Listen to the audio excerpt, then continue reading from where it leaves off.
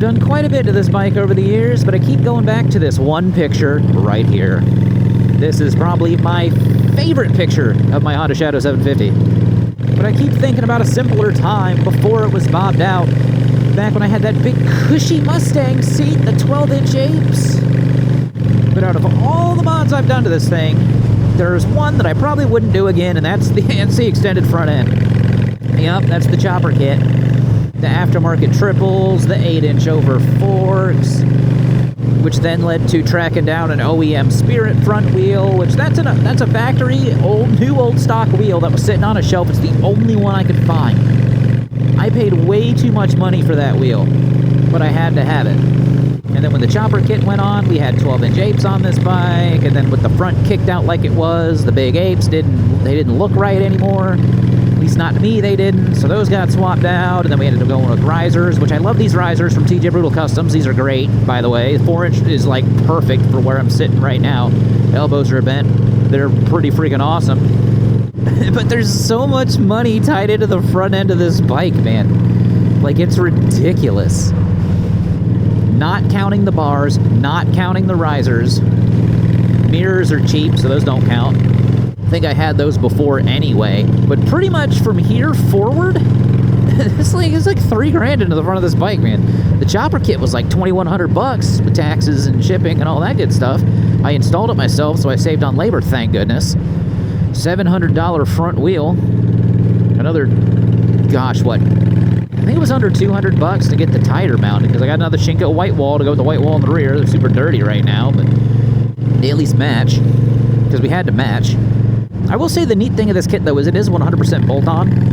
The upper triple has kind of like a ball joint that goes through the steering neck, so you got to knock all your races and all that stuff out. And then there's like a little adapter on the bottom that connects to the freaking lower triple.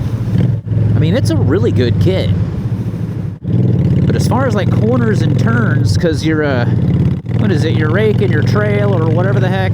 I'm not a math guy, okay? I just know my geometry in the front is a little out of whack. When you're going down the road perfectly straight, it's fantastic.